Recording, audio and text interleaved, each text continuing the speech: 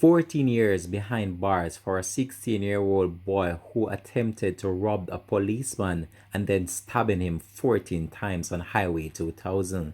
Hi again and welcome. This is Links W 7 TV News Report, and we'll be right back with the details to come. Welcome to Links W 7 TV News Report, providing you with the best in local and international news updates. This is a place where you can get the most reliable and informative news information. Links W7 TV News Report. Welcome back and thanks for joining us. This is Links W7 TV News Report.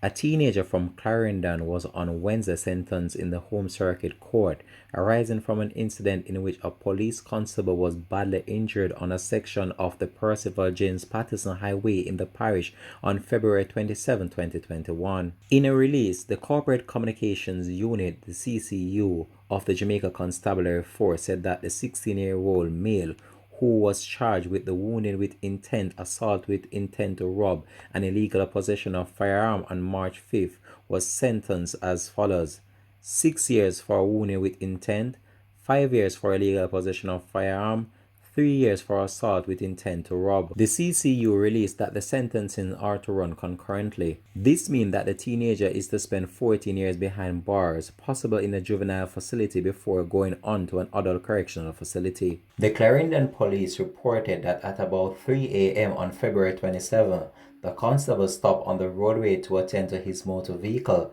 and was pounced upon by a lone gunman who was armed with a firearm and a knife. A tussle ensued and the gunman was disarmed by the cop, but the officer sustained several stab wounds before the gunman escaped from the scene.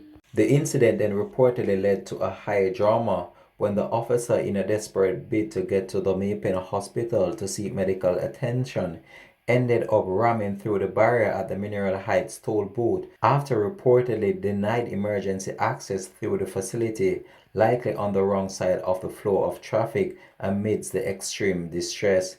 An investigation was launched by the police, which led to the apprehension of the teenager, who is said to have later confessed to the crime in the presence of his parents and two justices of the peace. It appears that he also pleaded guilty in court, resulting in his relatively quick sentencing.